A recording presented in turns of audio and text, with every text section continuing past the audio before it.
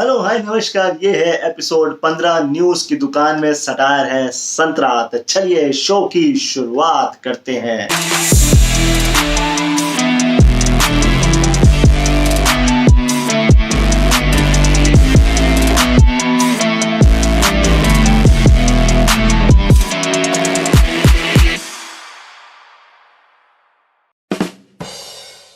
अब देखिए, या तो हम YouTube से कुछ सीखते हैं या हम YouTube से लोगों को कुछ सिखाते हैं, मतलब कंटेंट क्रिएटर, यूट्यूबर या फिर ऑडियंस। पर मैं आज आपको इससे भी एक कदम आगे अनोखी खबर बताने जा रहा हूं। एक व्यक्ति ने YouTube से ज्ञान लिया और वो पुलिस थाने पहुंच गए। नहीं, यूट्यूबर की शिकायत करने नहीं, मैं बता रहा हूं। ये खबर है महाराष्ट्र के नागपुर की। यहाँ पर एक व्यक्ति ने YouTube से बॉम्ब बनाना सीखा और एज ए गिफ्ट वो बॉम्ब लेकर पुलिस थाने भी पहुंच गए। पहली बात तो ये कि वो कौन सा बाहुबली डेयर डेविल इंसान है जो यूट्यूब पे बॉम्ब बनाना सिखा रहा है। जाहिर सी बात है इंडिया से नहीं होगा।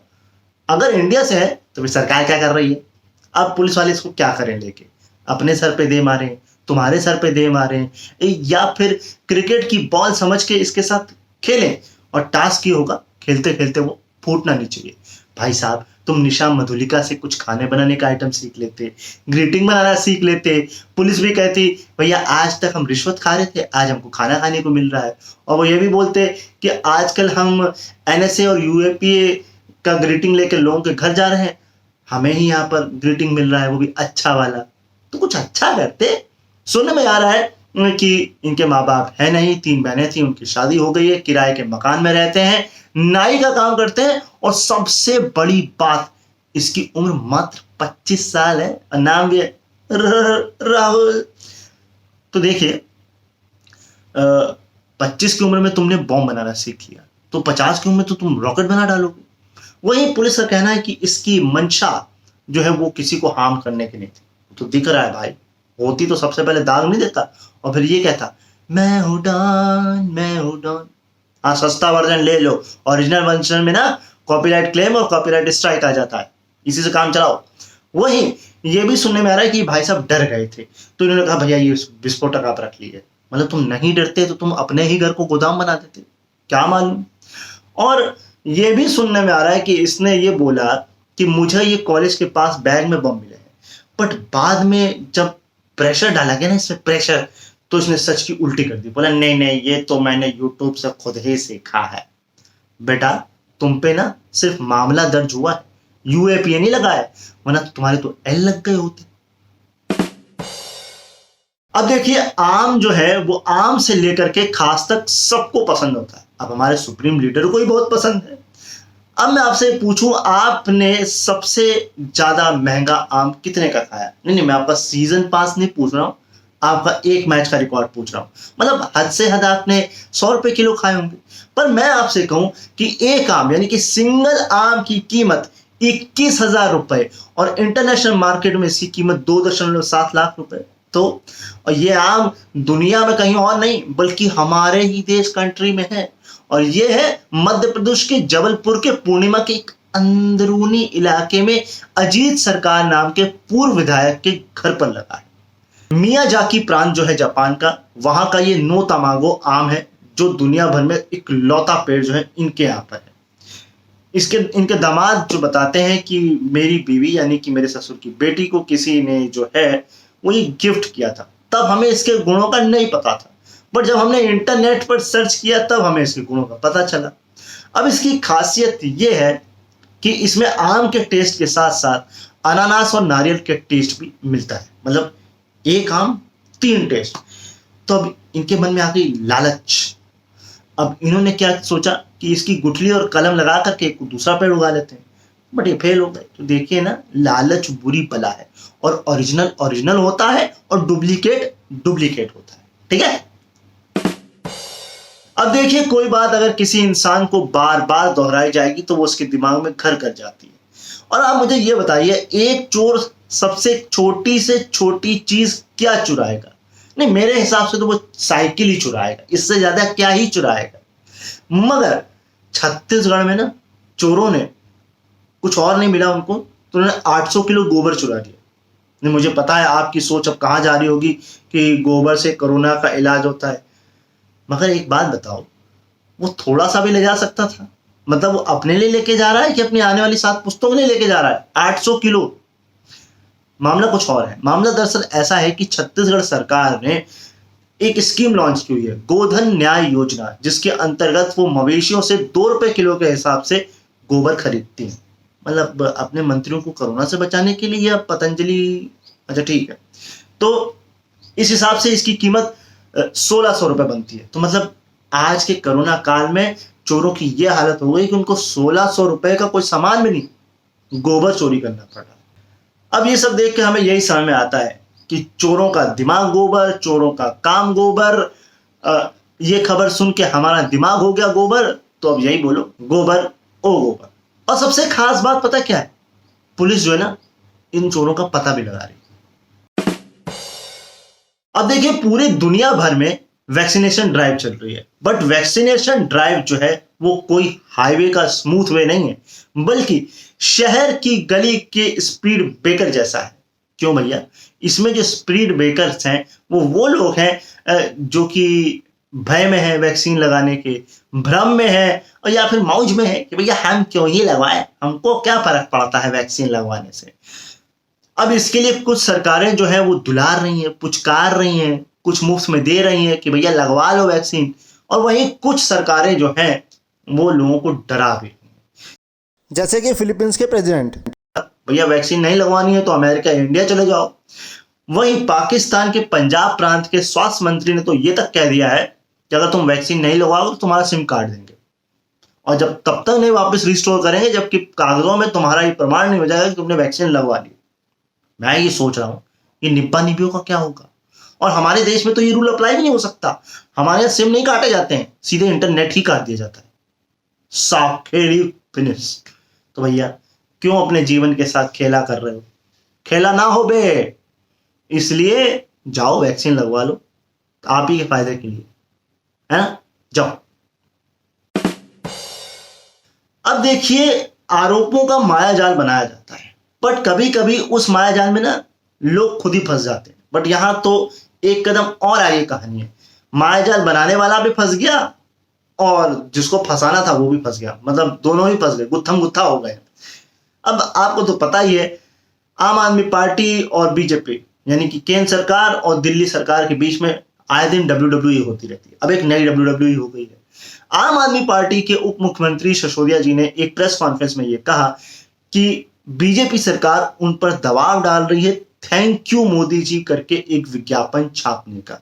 उन्होंने कहा कि हमने मांग की थी 2.94 करोड़ वैक्सीन की, बट हमें अभी तक केवल 57 लाख मिली हैं।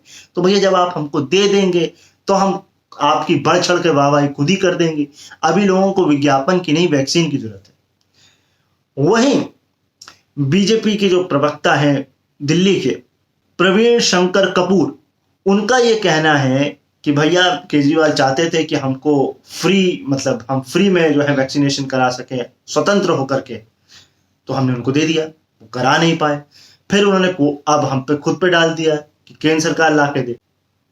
तो देखिए, आप दोनों की बातों को ना मैं डिफाइन करता हूं। देखिए, पहले तो सिसोदिया साहब, आपने भी विज्ञापन ही किया था जब सेकेंड वेव चल रही थी, जब आपने एम्बुलेंस के रेट जो है वो फिक्स किए थे, तो आपने भी यही काम किया था। Sit in Delhi, I sit in Mumbai. This newspaper that I am showing you is a Hindu Mumbai edition. What is Arvind Kejriwal's 3,000 rupees cap got to do with me? What is it got to do with Mumbaikar?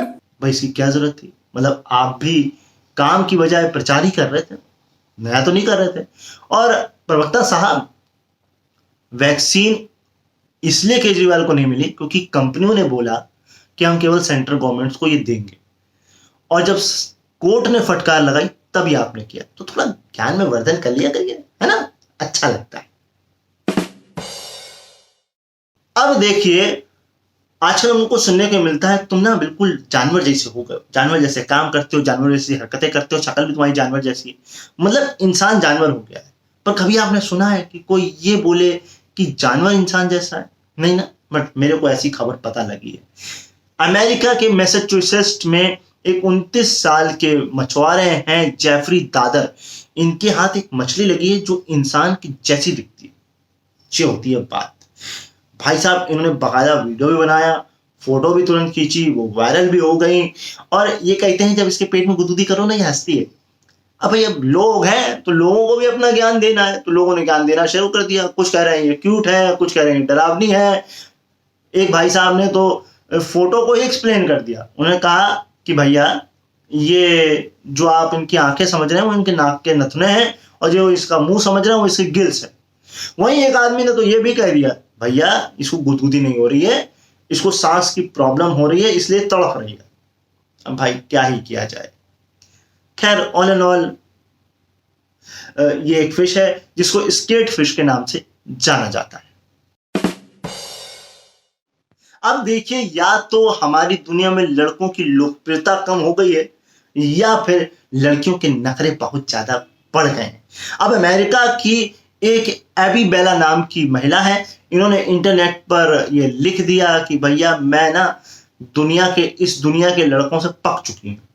मैं ना चाहती हूँ कि alien मुझे kidnap कर ले, मैं aliens के साथ डेट करना चाहती हूँ। डेली स्टार की रिपोर्ट के अनुसार जब ये बात उन्होंने लिखी तो उससे कुछ दिनों तक इनको सपने आने लगे जिसमें इनको व्हाइट रोशनी दिखने लगी। फिर एक दिन चुपके से किसी ने इनके कान में बोला तुम अपनी पुरानी वाली उसी जगह पर इंतजार करो। तो ये अपनी अगली रात जो है अपने खिड़की के पास बैठ गई। तो जब ये सोने जाने लगी थी तो इनको एक उड़न तश्करी दिखी, यूएफओ। और फिर जो है वो एक गाढ़े हरे रंग की जो है चमकीली रोशनी सी लगी जिसके सहारे ये यूएफओ तक पहुंच गई। इन्होंने कहा है कि मेरी पहली मुलाकात मात्र 20 मिनट की रही और मैं सुरक्षित घर आ गई। एंड इन्होंने ये भी बोला है कि वहां के जो लड़के हैं ना वो लंबे और पतले हैं और इंसानों जैसे ही दिखते हैं। वहीं कुछ हफ्ते पहले पॉली स्मिथ नाम की एक महिला ने भी ऐसा ही दावा किया था। उन्होंने कहा था कि बचपन से मैं अब तक 50 बार जो है किडनैप हो चुकी हैं। अब देखिए इसे किडनैपिंग का वर्ड ना ही कहें, हम डेटिंग कहें तो ज्यादा बढ़िया है। खैर इनकी 50 बार किडनैपिंग हुई। इन्होंने कहा कि जब मैं पहली बार मेरा किडनैप हुआ था तो मैं भागने की कोशिश कर रही थी, मैं अंदर धंसती चली जा रही थी दलदल या जमीन के अंदर, और फिर अचानक अंधेरा हो गया। मेरे पेरेंट्स ने मुझे बताया कि मैं लगभग 4 घंटे जो है वो गायब रह गई थी, मुझे कुछ पता नहीं है। उन्होंने ये कहा। तो मुझे ऐसा लग रहा है या तो एलियंस के पास लड़कियों की कमी है या वो अपनी लड़कियों को दिखाना चाहते हैं भैया देखो ऐसी होती हैं लड़कियां, और या फिर कोई गहरा जो है एक्सपेरिमेंट चल रहा है। भैया लड़कियों की तो तुमने सुन ली, लड़कियों एलियन हम लोग की भी सुन लो, आ जाओ हमारे लिए भी, है ना। हाँ अब देखिए हमारे समाज में, हमारे देश में, हमारे दुनिया में शादी एक कॉन्सेप्ट है और आजकल एक नया कॉन्सेप्ट है लिव इन रिलेशनशिप। तो अब मैं आपको एक अनूठी कहानी बताने जा रहा हूं लिव इन रिलेशन से लेकर के शादी तक की, और ये है गजब के प्रदेश उत्तर प्रदेश की अमेठी के एक गांव की। यहां पर 28 साल लिव इन में रहने के बाद, बच्चे नाती पोते देखने के बाद शादी की जा रही है, और ये शादी हो रही है 60 साल की मोहिनी और 65 साल के मोतीलाल की। भैया ऐसी भी नहीं है कि सूखी रूखी शादी हो रही है, बाकायदा कार्ड वार्ड छपवाए गए हैं, खाने का इंतजाम भी किया गया है, गांव वालों ने खाना भी खाया है, और बारात में ना नाती पोते बहू बेटी सब शामिल हुए। अब जब मोतीलाल से इसके बारे में पूछा गया तो उन्होंने कहा देखिए तब कुछ मजबूरियां थी और बच्चों ने फिर कहा कि अब कर लीजिए आप शादी, तो हमने कर ली। जो पंडित ने कराई शादी उससे इस बारे में पूछा गया तो उन्होंने कहा कि देखिए पिंडदान में प्रॉब्लम होती है, अगर ये शादी नहीं करेंगे बच्चे नहीं कर सकते, तो इसलिए ये शादी बहुत इंपॉर्टेंट है। वहीं मोहिनी से जो पूछा हमको अच्छा लगा था, मतलब हमको अच्छा लग रहा है, उन्होंने अपनी भाषा में ये बोला। और ये एक तरह से लिव इन का विरोध करने वालों के ऊपर ना एक थप्पड़ है कि देखिए लिव इन बेकार नहीं है, लिव इन को हम किस तरह से टैकल करते हैं, हम किस तरह से रहते हैं वो डिपेंड करता है। तो भाई वाह क्या बात है, मतलब अच्छी तरह से आपने जांच परख करके शादी की है, ऐसा कहा जा सकता है। अब आपने कभी सोचा है कि किसी कबाड़ी वाले के पास हेलीकॉप्टर हो नहीं, उसके पास इतना पैसा होगा नहीं, वो खरीदेगा, जाहिर सी बात है। तो भाई वायुसेना के जो कंडम हेलीकॉप्टर्स हैं वो बेचे गए हैं कबाड़ी वालों को, और कबाड़ी वाले जो हैं ये पंजाब के मनसा के हैं। इन्होंने ऐसे 6 हेलीकॉप्टर जो हैं वो खरीदे हैं। इसमें से एक इन्होंने मुंबई को बेच दिया है, 2 लुधियाना में है और 3 जो है वो मनसा के चौराहे पर जो है वो सजा दिए गए। और लोगों के लिए ये जो है ना वो एक म्यूजियम टाइप का हो गया। लोग आ रहे हैं, सेल्फी वेल्फी खिंचा रहे हैं, कभी कभी तो इतनी भीड़ हो जाती है कि पुलिस को आना पड़ता है, क्या ही करें। तो एक खिलौना मिल गया लोगों को जिससे लोग जो है बड़े मजे ले रहे हैं। ऐसा भी हो जाता है यार, कमाल की बात है ये। तो चलिए अब मैं आपको एक पॉजिटिव खबर बता देता हूं, और ये पॉजिटिव खबर शायद उन लोगों को बहुत ज्यादा मोटिवेशन देगी जो इस वक्त बहुत ज्यादा डिमोटिव है।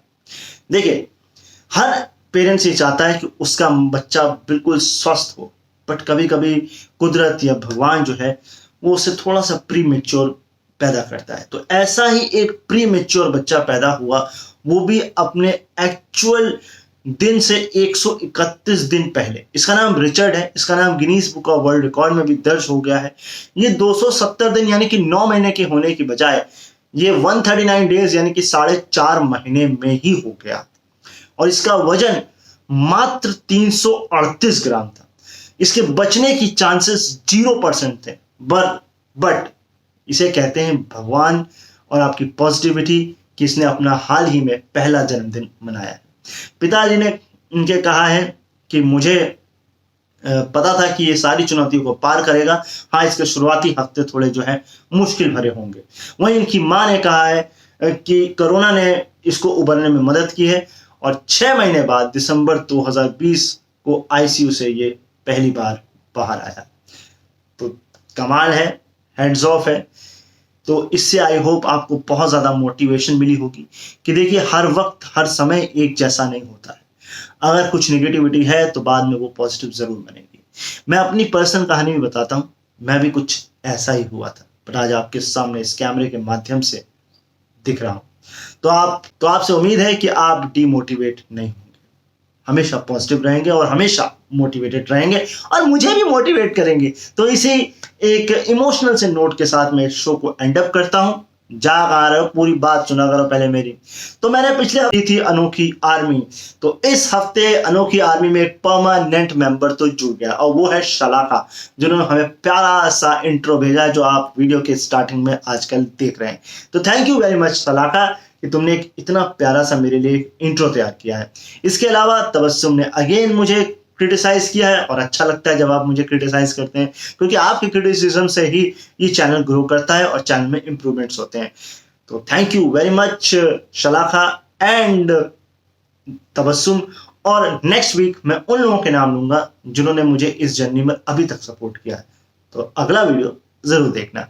तो अभी के लिए यही कहूंगा कि अपना प्यार बरसाइए, लाइक कमेंट और शेयर करिए, और ज्यादा प्यार बरसाना है तो चैनल को सब्सक्राइब करिए, बगल में बेल है उसको भी प्रेस करिए।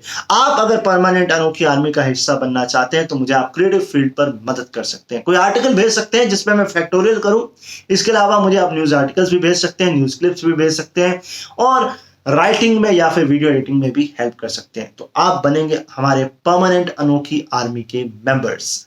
अभी के लिए अपना ख्याल रखिए, मुझे अपने दिलों में याद रखिए। मैं मिलूंगा आपको अगले संडे फिर एक और ब्रांड न्यू एपिसोड के साथ। तब तक के लिए क्या कहें, बाय बाय।